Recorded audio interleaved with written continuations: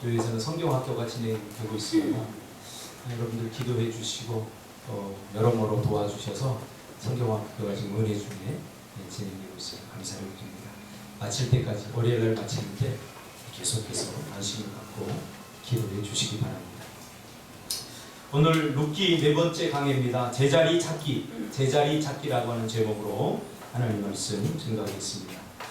오늘 본문은 그동안 나오미가 평소에 가지고 있었던 생각과 마음이 이제 드디어 행동으로 표현되는 그런 말씀이죠. 특히 은혜가 되는 말씀은 있던 곳에서 나왔다 라고 하는 표현입니다. 있던 곳에서 나왔다. 드디어 이제 희망이 보이기 시작합니다. 수렁에서 건진 내 딸이라고 하는 예전에 그런 영화 제목이 있었습니다. 수렁에서 건진 내 딸. 뭔가 희망이 보이지 않습니까? 나왔다, 건져냈다. 이것은 성경 전체를 이해하는 데 굉장히 중요한 단어입니다. 건져냈다, 나왔다. 그렇죠? 애굽에서 나왔다. 모세 어디서 나왔어? 나일강가에서 나왔지? 모세 나일강가에서 둥둥둥 떠내려 갔었죠. 그것을 건져냈다. 그래서 모세, 여호수아, 이것은 어원이 전부 다 건져냈다라고 하는 의미입니다. 건져냈다, 구원해냈다 그런 뜻이죠.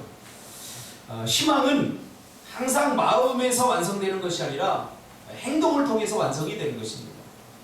아무리 마음으로 여러 가지 생각을 하고 계획하고 준비하고 결단하고 한다고 할지라도 그것이 행동화되지 않으면 절대로 이루어지지 않습니다. 그래서 희망이라고 하는 것은 마음이 아니라 항상 행동을 통해서 완성이 되는 거죠. 그래서 신앙생활은 결단이 중요합니다. 행동이 중요하고 순종하고 실천하는 것이 중요합니다. 마음으로 아무리 많이 깨닫는다고 할지라도 그것이 행동화되지 않으면 그것은 반쪽짜리 신앙이 될 수밖에 없는 거죠. 그동안 이 엘리멜렉과 그리고 이 나오미가 늘 이 모압 땅에 살면서 가지고 있었던 생각이 있었죠. 이 땅에서 살면 안 되는데, 이 땅을 떠나야 되는데, 이곳이 아닌데, 늘 그런 마음만 가지고 있었지 실제적으로 그것을 나오지는 못했던 거죠. 그렇죠? 나오지 못함으로 인하여 이 가정의 비극이 시작이 된 거죠. 그동안 나오미가 번번이 이 모압 땅에 있으면 안 되는 것을 알면서도 그 땅을 박차고 나오는데 번번이 실패했던 그런 땅입니다. 결국 이 땅을 이젠 드디어 박차고 나옵니다. 이제 드디어 뭔가 희망이 보이기 시작합니다. 여러분, 박차고 나오시길 바랍니다. 박차고 나와야 돼요. 이 땅이 의미하는 게 뭡니까? 단순히 땅을 의미하는 게 아니라 우리가 아직도 끊어버리지 못한 악한 습관들, 죄악들, 그렇죠?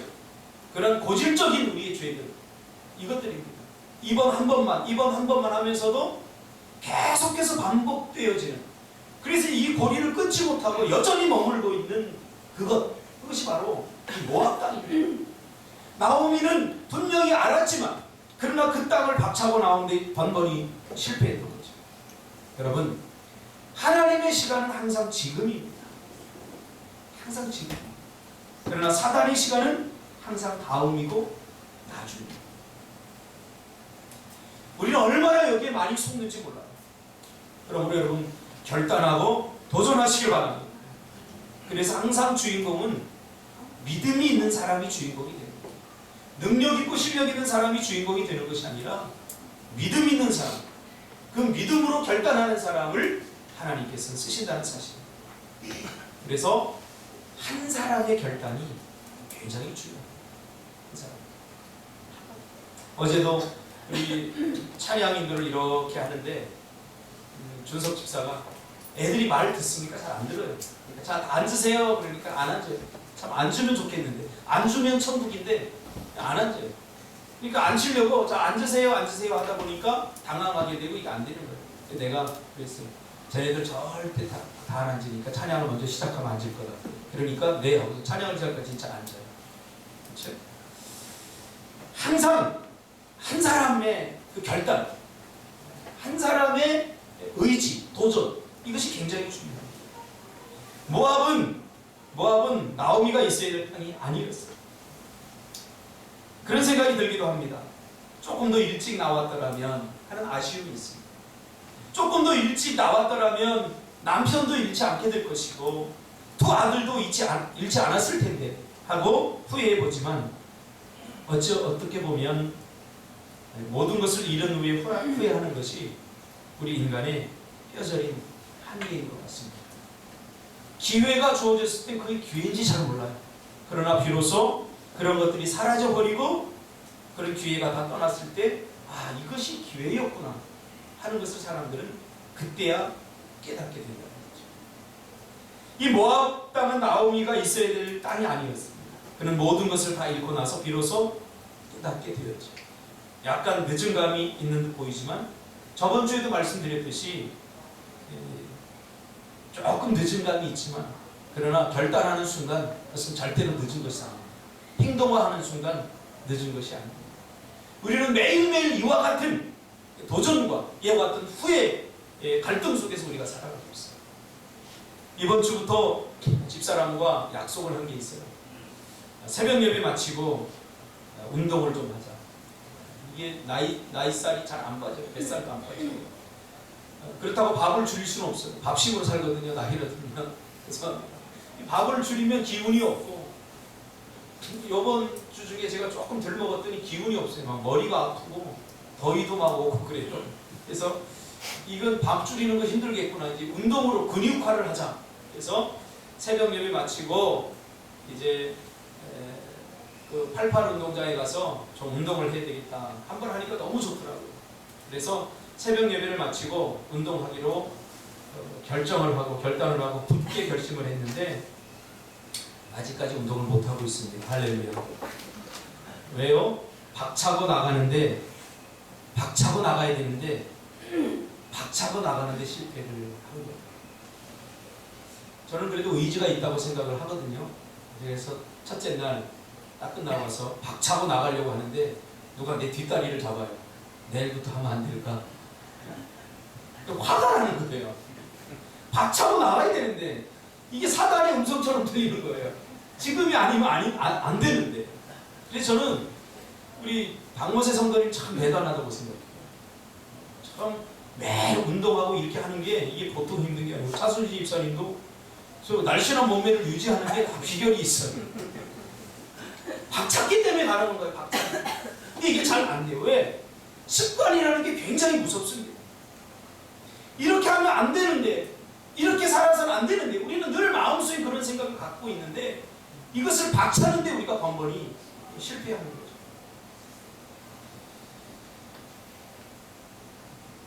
신앙의 문제도 마찬가지죠. 끊어야 되는 건 알고 여기에 더 머물러서는 안 되는 건 아는데 여전히 머물거리면서 거기에 머무르고 있죠. 여러분, 엘리멜렉 가정의 불행을 보면서 우리는 이것이 어떤 의지의 문제가 아니라 믿음의 문제라는 사실을 우리가 분명히 해야 됩니다. 우리 이것을 의지로 해결하려고 하는데 절대 안 됩니다. 저는 이번 주에 분명히 깨달았어요. 의지로 해결할 수 있는 문제가 아니에요. 하나님의 절대적인 도우심이 필요한 거죠. 그래서 내 마음 속에 역사하는 분도 하나님이시지만 사탄도 내 마음에 역사합니다.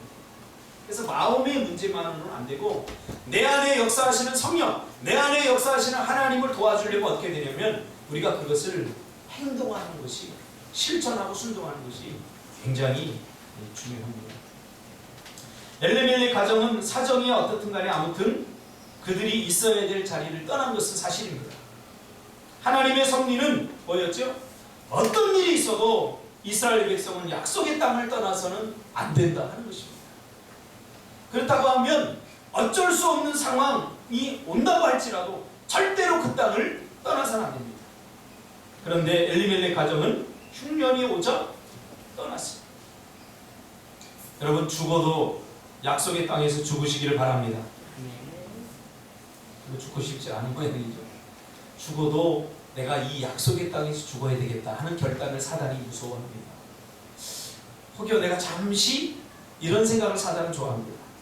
살아도 약속의 땅에서 살고 죽어도 약속의 땅에서 죽고 망해도 약속의 땅에서 망할 것이다. 할렐루야. 근데 우리는 망할 것 같으면 약속의 땅을 자꾸 떠나려. 아니에요. 망해도 내가 약속의 땅에서 망해야 되겠다라고 하는 결단이 굉장히 중요합니다. 신앙은 선택이 아니라 하나님의 명령에 순종하는 것입니다. 이것은 하나님의 섭리에서 벗어난 모험이죠. 위험이 오고 어려움이 오고 생존의 위기가 오자 그 땅을 떠나려고 하는 그러한 생각. 여기서부터 위기가 찾아오는 것입니다. 저는 이번 주에 새벽 예배를 인도하다가 정말 크게 은혜 받은 말씀이 있습니다. 요즘 새벽 예배가 요셉 스토리 아닙니까? 요셉에 대한 이야기인데 창세기 41장 52절에 이제 요셉이 드디어 꿈을 다 해석하고 이제 곡식을 준비합니다. 7년 하나님께서 7년 대풍년을 주셔서 곡식을 7년 동안 준비를 합니다. 근데 그 가운데 하나님께서 요셉 개인에게 복을 주셔서 자식을 낳게 하죠. 므낫세와 그 다음에 에브라임을 낳게 합니다. 그런데 마지막 52절에 무슨 말이 나오냐면 하나님이 나를 수고한 땅에서 번성하게 하셨다 함이었더라. 이게 그냥 가슴이 확 꽂혀가요. 어디서? 수고한 땅에서. 그러니까 축복의 땅이 따로 있는 것이 아니라 내가 수고할 수 있는 땅에서 하나님 복 주시는 거예요.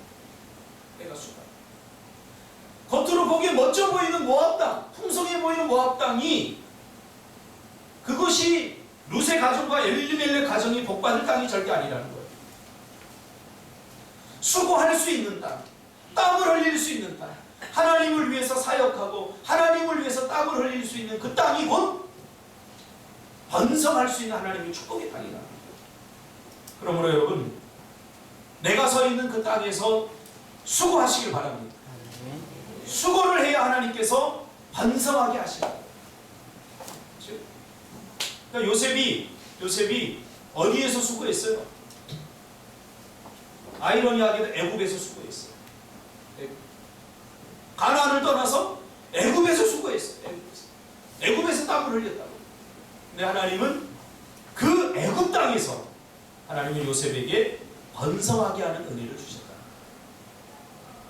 그러므로 어떤 좋은 환경과 땅을 자꾸 구하지 말고 지금 내가 서 있는 땅, 지금 내가 처해 있는 환경에서 여러분 수고의 땀을 흘리시기를 주님의 이름으로 축복합니다. 더 좋은 것, 그런 것에서 장사를 하면 더 좋겠죠. 더 좋은 목수에서 장사를 하면 이윤을 더 많이 얻을 수 있겠죠. 그러나 우리는 그럴 수 없는 상황입니다. 그렇다고 한다면 지금 내가 서 있는 땅에서 최선을 다하는 것이 중요합니다.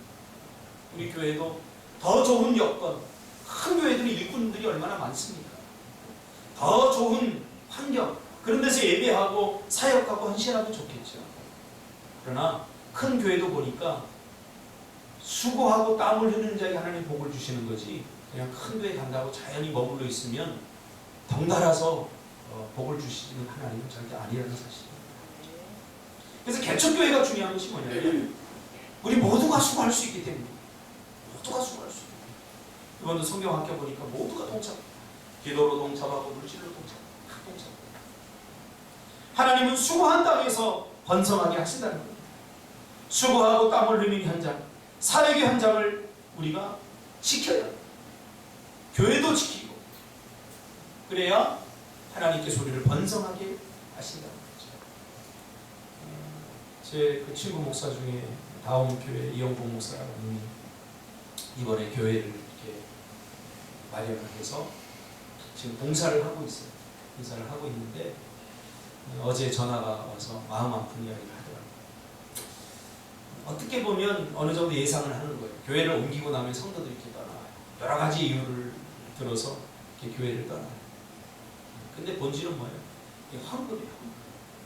그러니까 성도 몇 명이 이렇게 떠났다고 하면서 여러 가지 이유를 대는데 왜 하필이면 결정적인 순간 가장 힘을 모아서 가장 기도 많이 하고 세워나가야 될 그 순간에 탁 떠나면 그냥 목사는 힘이 쫙 빠지고 그것도 중요한 사람입니다. 그러면서 낙심해서 왔길래 제가 그 전에 이미 예방주사를 제가 놨거든요. 저희도 교회를 이전할 때 그런 경험이 있어서 조심하고 기도 많이 해라, 단단히 준비해라. 그리고 교회를 이렇게 옮길 때는 목사님 당신이 다 책임질 거를 각오하지 않으면 절대로 옮기지 말아라. 제가 그렇게 얘기했거든요. 그러니까 본인이 이자 낼 거 다 생각하고 본인이 안 되면 아르바이트라도 해서 그 이자를 내겠다, 그런 생각을 가지고 시작을 하더라고요. 그렇습니다.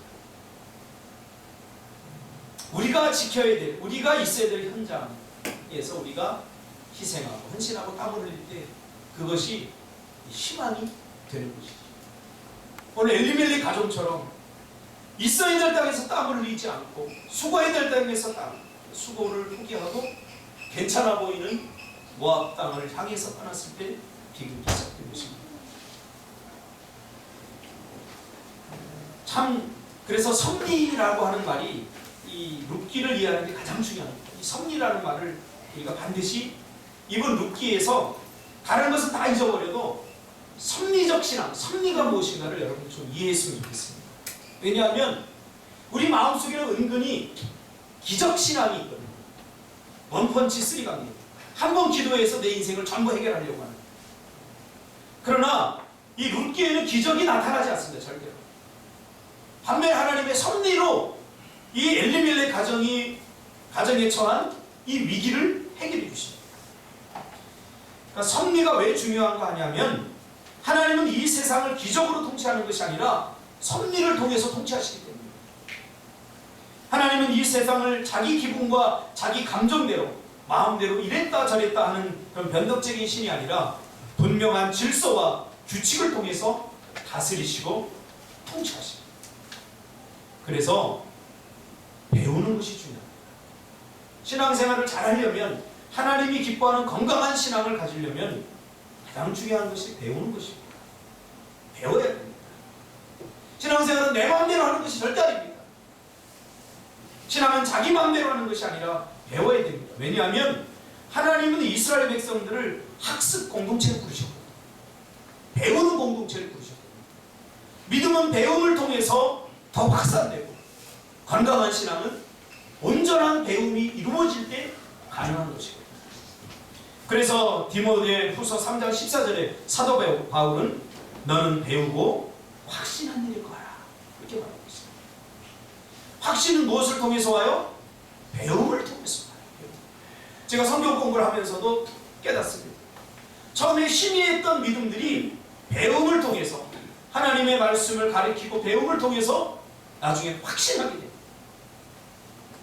그래서 배우지 않으면 확신한 신앙으로는 발전할 수가 없는 거죠.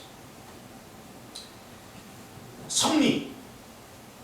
이 세상에는 하나님께서 많은 섭리를 두고 계십니다. 특별히 우리 인간 생존을 위해서는 하나님은, 생존을 위한 하나님의 섭리는 우리가 먹고 마셔야 살아갈 수 있다. 이게 하나님의 섭리예요. 아무리 믿음 좋은 사람도 먹지 않으면 살아갈 수 없어요. 아무리 믿음 좋은 사람도 마시지 않으면 살아갈 수 없어요. 그래서 인간은 먹고 마셔야 살아갈 수 있도록 하나님께서 그렇게 섭리하셨어요. 그렇게 작정하시고 계획하시고 섭리하셨어요. 섭리라는 것은 어느 한 시점에 끝나는 것이 아니라 계속 되어진다. 그래서 우리가 살려면, 생존하려면 먹고 마시는 일을 계속해서 반복해야 됩니다.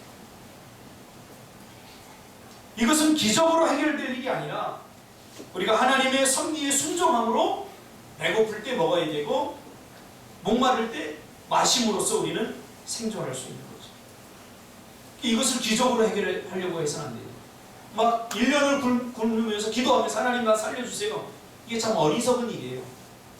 자, 이와 같이 단순한 것들은 우리가 잘 깨닫습니다. 그러나 영적으로 우리가 조금 더 들어가면 마치 우리가 1년을 굶으면서도 살려달라고 기적을 요구하는 그런 사람들이 많다는 거예요. 그러니까 물고기는 물속에서 생존하도록 하나님께서 섭리하셨어요. 그래서 물고기는 물속에 있으면 자연히 생존합니다. 이게 하나님의 섭리입니다. 그러니까 물 밖에 나오면서 물고기가 하나님 나 살려주세요. 나 물고기인데 물 밖에서도 살고 싶어요. 기도한다고 이루어지지 않습니다. 물을 떠나면 죽습니다. 이와 같은 섭리는 하나님과 우리 영적 관계에서도 나타납니다. 하나님을 떠나면 인간은 죽습니다. 우리의 영이 죽고. 그런데 하나님을 떠나면서도 여전히 내가 하나님께 인정받고 싶고 하나님을 기쁘시게 할 수 있다라고 생각하는 거예요. 이건 기적을 달라는 거죠. 그러나 하나님의 섭리 속에서도 기적이 일어나지 않는 것은 아닙니다. 하나님의 구원과 관련해서 특별한 은혜 안에서 기적이 일어납니다. 어떤 인간의 개인적인 욕망과 꿈이 아니라 하나님의 자연 법칙적인 섭리 안에서 하나님은 우리를 통치하고 다스린다는 거죠. 그래서 우리는 먼저 섭리신앙을 회복해야 됩니다. 하나님의 백성들은 이 자연 섭리를 거스리면서 하나님의 축복을 절대로 바라지 않습니다. 요셉은 하나님의 섭리를 거스리지 않았어요. 자신을 향한 하나님의 섭리를 거스리지 않았어요. 왜요? 그가 꿈을 이루고 하나님께서 번영을 주시겠다고 약속하신 꿈을 이루는 장소가 바로 애국이었어요. 그것이 바로를 향한 요셉을 향한 하나님의 섭리입니다. 그래서 요셉은 애국으로 팔려가고 억울한 일을 당했는데도 하나님을 거스리지 않았어요. 그 상황을 거스리지 않고 그 순간을 거스리지 않고 그 섭리에 순응했어요. 그래서 요셉은 애굽으로의 이끄심에 하나님의 이끄심에 거스리지 않고 반항하지 않고 순종하고 받아들였던 거죠. 왜요? 요셉은 섭리를 분명히 알았기 때문에 하나님의 섭리를 분명히 알았기 때문에 하나님에게서 그는 기적을 하나님에게서 바란 것이 아니라 하나님의 이 분명한 섭리적 통치를 그는 이해했던 거죠. 그래서 하나님은 룻기에서 섭리적 회복을 통해서 이 엘리멜렉 가정의 문제를 해결하기를 원하시는 거죠. 그럼 섭리란 무엇인가? 우리가 저번 주에도 얘기했지만 다시 한번 알아듣기 쉽게 제가 설명하겠습니다. 하나님이 하나님의 질서 안에서 하나님이 창조하신 의도와 목적대로 보존하려고 하는 하나님의 모든 활동이 바로 섭리입니다. 하나님께서 이 세상을 다 창조하시고 하나님께서 하신 말씀이 있습니다. 뭐냐면 보시기에 좋았더라.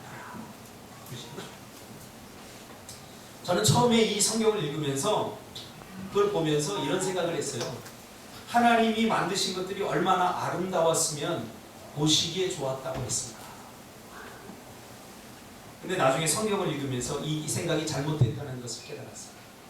물론 아름답기도 해서 보시기에 좋았지만 하나님이 보시기에 좋은 이유는 뭐냐면 하나님이 섭리한 대로 하나님이 목적한 대로 다 되었기 때문에 그것이 좋아 보여요.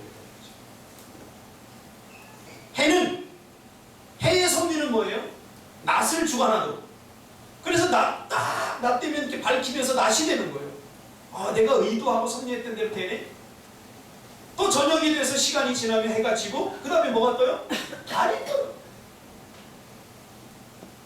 그러면서 햇빛이 반짝반짝, 별빛이 반짝반짝해요. 바다를 보니까 바다에 물고기들이 막 왔다 갔다 해요. 이게 하나님께서 섭리하신 목적대로 다 된 거예요. 그것을 보고 하나님께서 보시기에 좋았다라고 한 거예요. 그렇다고 한다면 하나님은 우리를 향한 섭리가 분명히 있어요. 우리의 삶을 통해서 우리 인생을 통해서 하나님을 떠나지 않고 하나님 안에 머물면서 살아가는 것을 보고 하나님은 우리를 보시고 기쁘게 하십니다. 하나님이 의도하고 목적하신 대로 그 섭리대로 살아가는 걸 보고 하나님 보시기에 좋게 여기는 거죠. 그런데 이 섭리신앙을 깨뜨려버리는 것이 있습니다. 룻기에서 지금 가장 강조하는 것이 섭리인데 이 섭리신앙을 깨뜨리는 것이 있습니다. 우리 이것과 싸워야 됩니다. 이것을 우리의 삶에서 몰아내야 돼요. 그래서 사사기부터 가나안을 이어가면서 계속 룻기를 이어가면서 나오는 것이 있는데 하나님은 섭리를 지켜나가기 위해서 하나님 발버둥친다. 이 섭리신앙을 깨뜨려버리는 것이 세 가지가 있습니다. 그래서 가나안 땅을 연구하다 보면 이 세 가지가 분명하게 드러나요. 하나님이 가장 강조하는 거예요. 첫째는 뭐냐면 다른 신들을 섬기는 거예요. 하나님의 섭리를 깨는 것은 다른 신들입니다. 더 정확히 말하면 다른 신을 섬기려고 하는 그런 사람들의 마음이 섭리신앙을 깨뜨린다는 거죠. 현대인들과 마찬가지로 고대 근동아시아 사람들도 공통적으로 관심을 가지고 있었던 것이 있는데 뭐냐면 번영의 비밀과 행복의 비밀을 찾는 일에 몰두해 있었습니다. 어떻게 하면 잘 살까? 어떻게 하면 행복하게 살까? 이것은 오늘 우리만의 숙제가 아니라는 거예요. 이미 수천 년 전에 고대 근동아시아 사람들도 어떻게 하면 부족함 없이 행복하게 살까? 이것이 그들의 최고의 화두였고 숙제였다는 거예요. 어떻게 하면 행복하게 살 수 있을까? 어떻게 하면 안정된 직장을 얻을 수 있을까? 어떻게 하면 우리 집 경제를 든든하게 할 수 있을까? 어떻게 하면 질병에 걸리지 않고 건강하게 살 수 있는가? 이것이 오늘 우리만의 문제가 아닙니다. 물론 가나안인들은 주로 농사를 지었기 때문에 그들이 추구하는 번영은 곡식을 풍성히 거둘 수 있는 기름진 땅과 새끼를 많이 낳을 수 있는 양떼와 소떼, 그리고 농사에 필요한 일꾼과 또 건강, 질병에 걸리지 않고 건강하게 살 수 있는, 또 좋은 사람과 결혼해서 가산, 많은 자손을 낳는 것. 왜냐하면 이 고대 근동아시아의 사람은 인력이었거든요. 생산력 수단이었거든요. 그래서 많이 낳은 거예요, 자식들. 그들이 보기에, 가나안 사람들이 보기에 종교라고 하는 것은 어떻게 이해를 하냐면 인간의 행복과 번영을 위한 수단이다, 이렇게 생각을 합니다. 그러니까 참신 하나님을, 살아계신 하나님을 온전히 섬기는 게 아니라 종교라고 하는 것은 우리 인간이 행복하게 살고 번영을 위한 하나의 열쇠의 수단이다, 이렇게 생각해 버리는 거죠. 그러다 보니까 참된 신앙이 도전을 받게 됩니다. 여호와 참된 신앙, 우리를 죄에서 구원해 주시고, 그렇죠? 죄로 말미암아 이 땅에 고난이 오고 고통이 오고, 이런 우리 인생의 문제를 본질적으로 해결하고 우리를 이 죄에서부터 구원해 주시겠다고 한 하나님의 의지는 별로 관심이 없어요. 구원론적 하나님의 섭리는 가난한 사람들에게 더 이상 관심이 없어요. 뭐에 관심이 있느냐? 어떻게 잘 먹고 잘 살 것인가? 어떻게 행복하게 살 것인가? 어디서? 지금 여기서. 그게 중요한 거지. 내가 죽으면 어디로 갈까? 우리가 왜 이렇게 고통을 당하는가? 죄의 문제, 이런 것에 전혀 관심이 없다는 거죠. 오늘 한국교회 그리스도인들과 비슷합니다. 이 가나안의 문제. 근데 왜 이렇게 됐느냐? 바로 다른 신들이 도전해 왔기 때문입니다. 다른 신들이 가나안 사람들을 도전해 왔는데 그것에 이스라엘 백성들이 진 거죠. 오늘날 똑같이 도전하면 세속주의, 인간 중심주의. 사도 바울은 이런 행위를 경고하면서 로마서 1장 25절 이하에 보면, 이는 그들이 하나님의 진리를 거짓으로 바꾸어 피조물을 조물주보다 더 경배하고 섬깁니다. 그러면서 25절에 순리대로 쓸 것을 바꾸어 영리로 씁니다. 하나님의 이 섭리를 자꾸 깬다는 거죠. 야, 신앙이 뭐 중요하냐? 내가 지금 먹고 살 것도 힘든데. 그러면서 자꾸 섭리 신앙이 자꾸 깨져버리죠. 자꾸 도전을 받죠. 이런 현상은 하나님의 섭리를 자꾸 거스르고 저항하고 대적하는 것으로 오늘날 나타나게 됩니다. 그래서 우리는 자꾸 영적인 일탈을 꿈꾸게 되죠. 물고기가 물속에 있어야 행복한데 물을 떠나야 더 행복하다는 이방신들의 교묘한 유혹에 우리가 넘어가죠. 오늘도 보니까 많은 사람들이 지금 피서를 떠나갑니다. 오늘 주일인데 피서를 떠나갑니다. 이렇게 사는 것이 사람답게 사는 것이 아니냐 하고 이방신들은 자꾸 우리를 유혹하는 거죠. 주일날 쉬어야 되는데 쉬지도 못하고 헌신하고 예배하고 이런 것이 정말 사는 것이냐 하고 세상 사람들은, 이방신들은 자꾸 우리를 유혹하는 거죠. 엘리멜렉 가정을 유혹한 것, 물론 조금 다르긴 하지만 이게 다르지 않습니다. 이방신들은 자꾸 하나님만 신이냐? 아니다. 그러면서 유일신앙, 여호와 유일신앙에 대해서 태클을 걸어버립니다. 그래서 하나님의 백성들이 있어야 할 자리를 결국 이탈하게 합니다.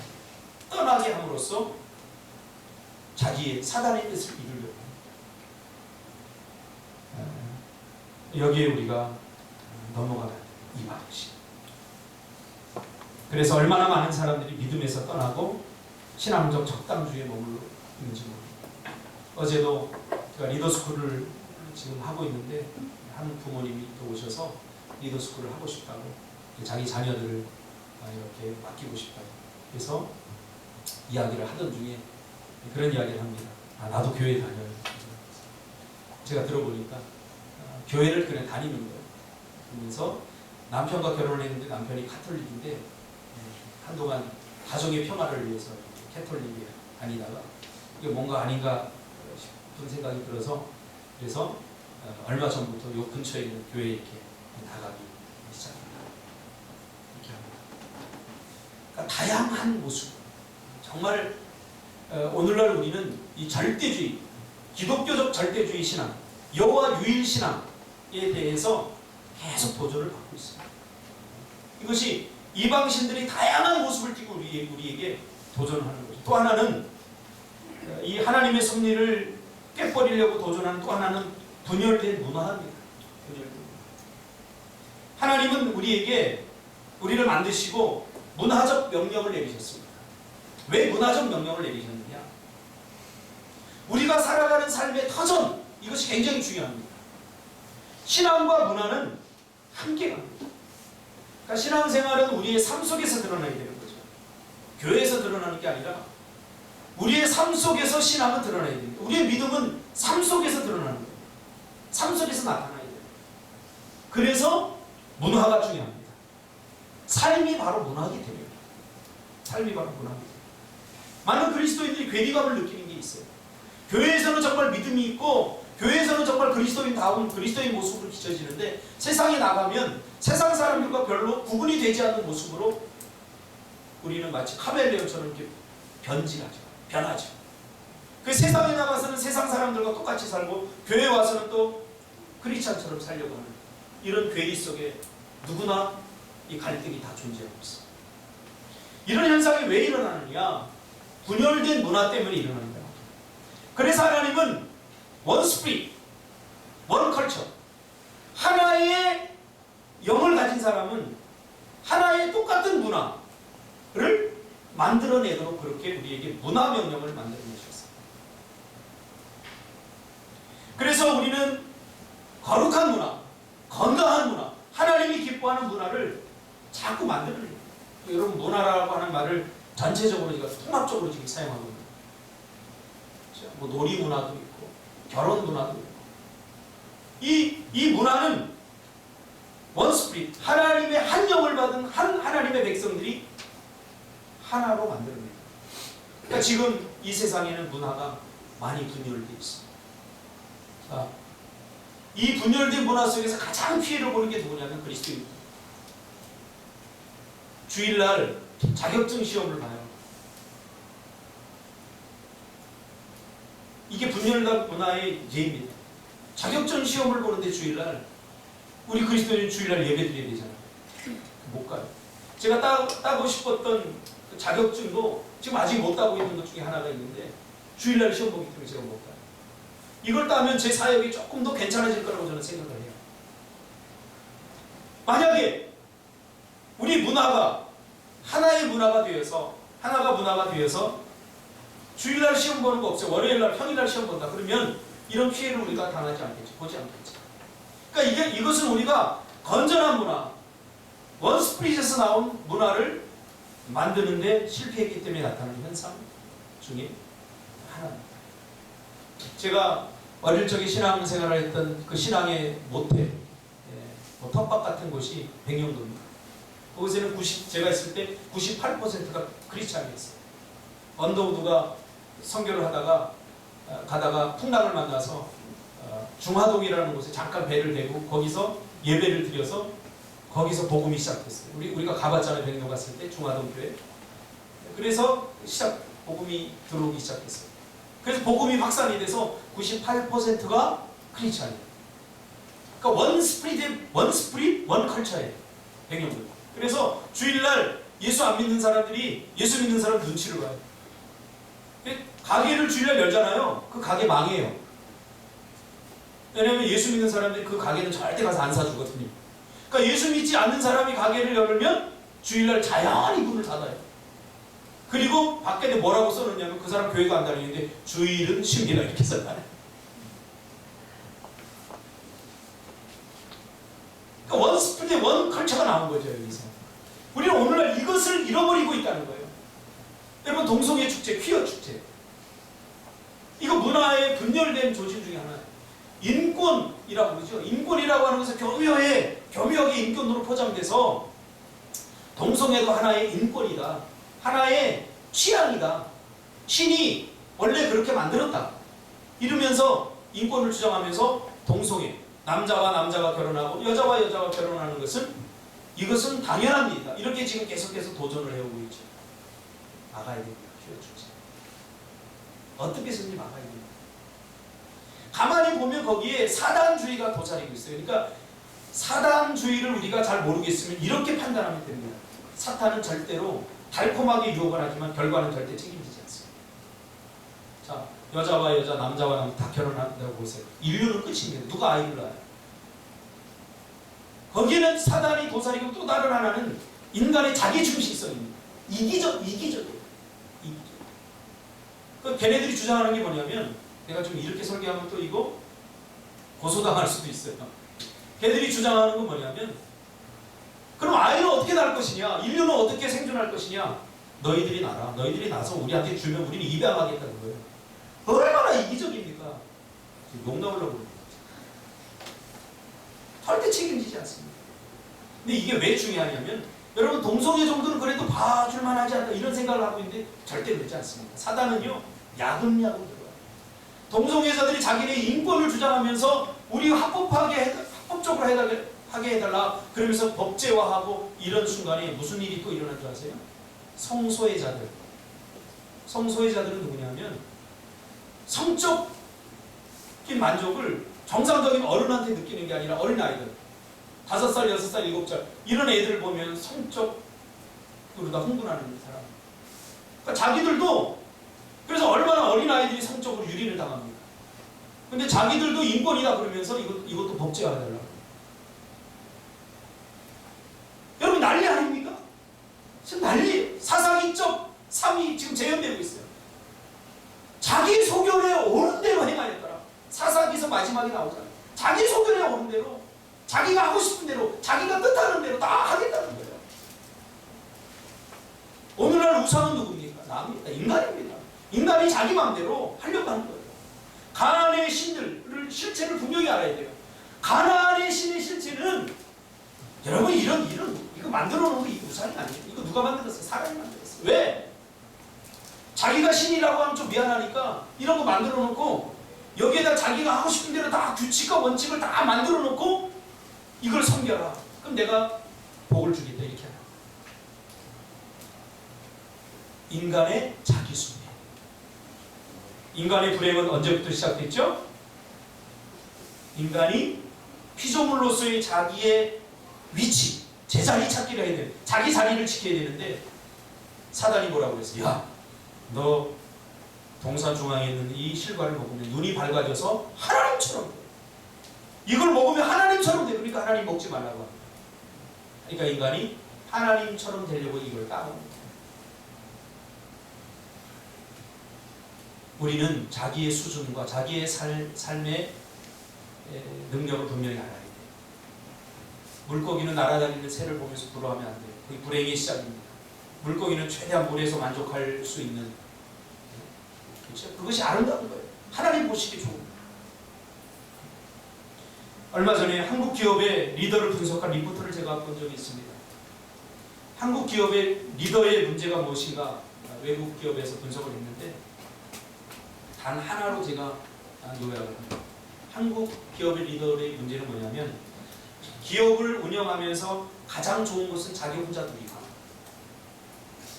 그리고 책임져야 될 개인이 자기가 리더가 책임져야 될 문제를 공동체 전체에게다 다 똥똥입니다. 리더는 공동의 선을 추구하고 자기가 맡고 있는 사람들의 행복을 위해서 헌신해야 되는 거죠. 그들이 행복해하는 것으로 내가 기뻐해야 되는 거죠. 그러나 한국 기업의 리더들은 리더의 자리에서 가장 좋은 리더로서 누릴 수 있는 건 다 혼자 다 취합니다.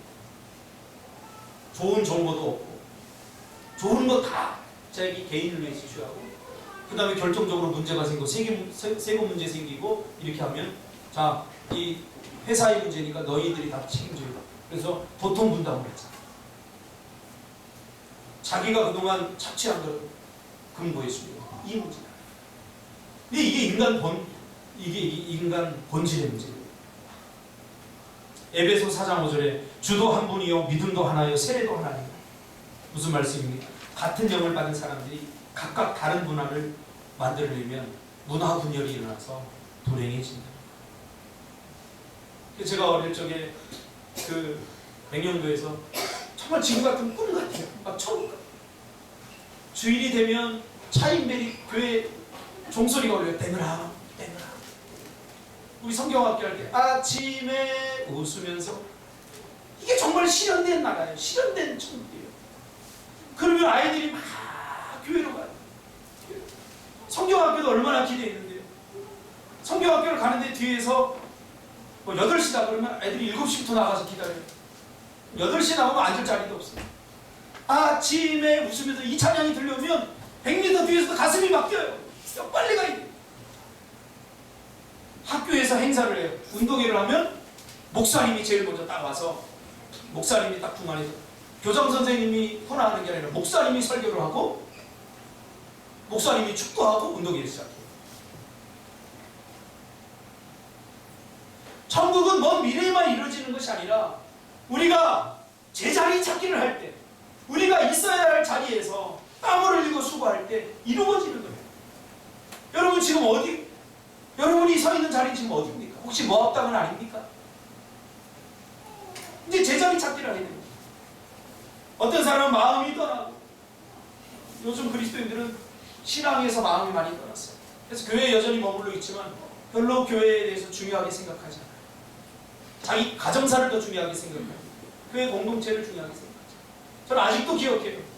어릴 적에 우리 교회를 다시 짓는다고 하는데 제가 초등학교 때 저도 나가서 일했어요. 물론 지금 생각하면 조금 제가 다른 마음이 있었던 사실이에요.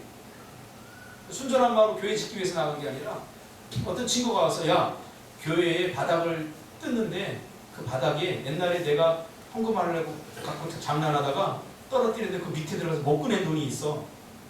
근데 그런 사람들이 얼마나 많겠냐. 그 바닥을 뜯으면 돈이 많이 나올 거야. 솔깃해서 갔습니다만 결국은 돈이 많이 나오더라고. 근데 어떤 돈이 나오냐면 역전. 화폐 가치가 전혀 사라져버렸는데 그 돈들이 이미 사용하지 않은 돈들 그런 것들이 나오더라고. 아무튼 그런 동기로 갔다가 가서 벽돌 나르고 그 뜯은 걸 나르고 그러면서 행복했어요.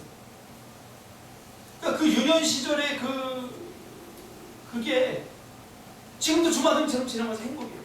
그런 일들이 어떻게 해서 가능했었느냐? 성도들이 있어야 할 자리에 있었기 때문에. 목사님들이 기도할 자리에 있었고 목사님들이 돈에 욕심내지 않고 그 교회 백령도 목사님은 중국에서 유학하신 그때는 굉장히 대단하신 분이에요. 근데 그런 분이 섬에 와서 목회할 저기도 아니에요. 그곳에 와서 목회를 하면서 내 인생에 가장 중요한 것들 그분이 많이 주셨어요. 이런 헌신들. 왜 이 육지에 나와서 큰 교회에 사역할 수 있을 때 그 다 버리고 그 섬에 와서 그런 일들을 했대요. 왜? 있어야 할 자리를 희생하고 헌신하면서 땀을 흘리면서 수고하면서 지켰기 때문이죠. 오늘날 우리는 잘 지키려고 하잖아요. 지키려고 하죠.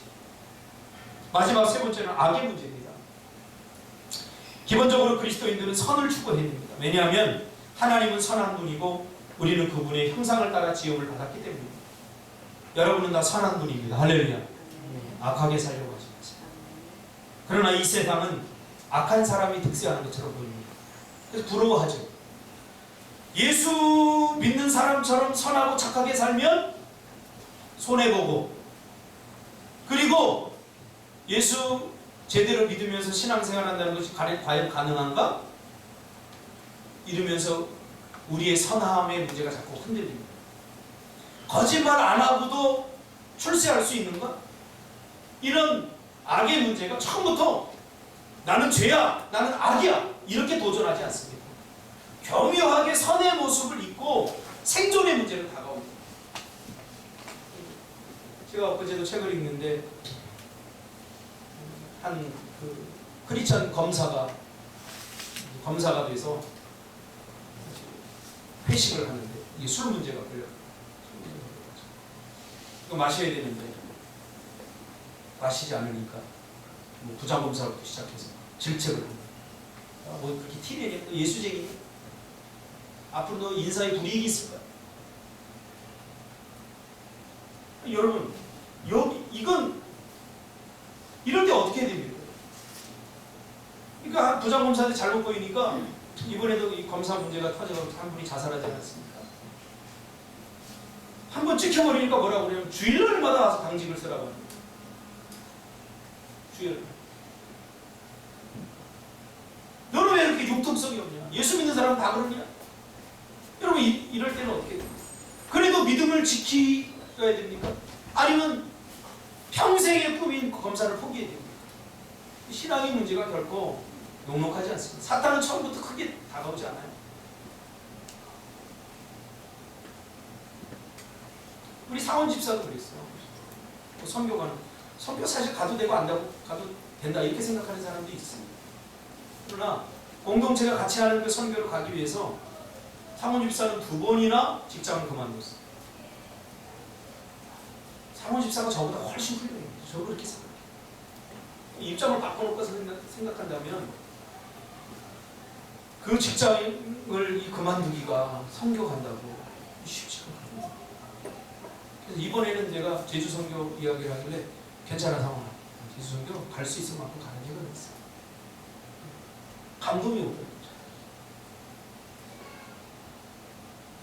여러분, 악한 사람들이 잘 사는 것처럼 보이고 악한 사람들이 득세하는 것처럼 보여도 성경이 우리에게 계속해서 강조하는 게 있습니다. 악한 사람 반드시 심판합니다.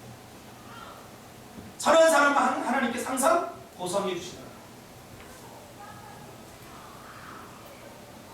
악은 때로는 생존의 문제로 포장이 되고요. 악은 때로는 인권의 문제로 포장이 되고요. 악은 때로는 윤리의 문제로 포장이 됩니다. 그래서 우리의 절대적인 신앙을 상황주의로 자꾸 뭐라고 합니다. 21세기 절대주의적 신앙을 깨버리는 게 뭐냐면 상황윤리입니다. 상황윤리는 기준이 없어요. 종교적으로는 다원주의로 나타나는데 기준이 없어요. 그냥 내가 보기에 좋으면 그게 진리가 되는 거예요. 자기 소견에 옳은 대로 다 진리가 되는 거예요. 그런 세상에서 여러분 행복할 수 있다고 보십니까?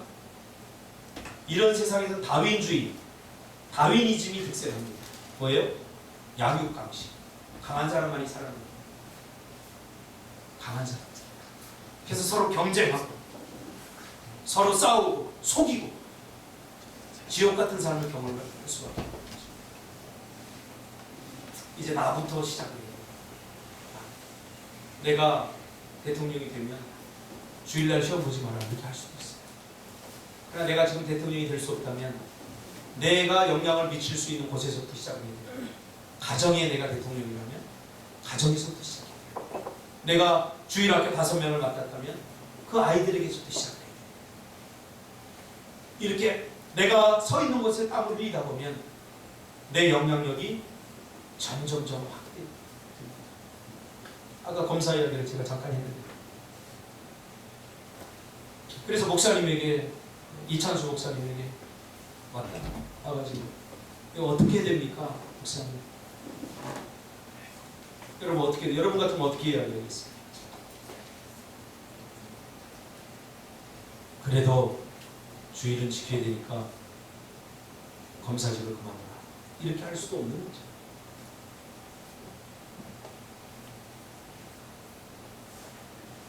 민지야 이럴 때는 어떻게 해야 돼? 제 신앙생활하다 가장 답답할 때 이럴 때요. 그러니까 하나님은 동전을 자판기에 넣으면 나오는 커피처럼 우리가 기도하면 즉시 응답을 줬으면 좋겠어요. 근데 그렇지 않아요. 답답할 때가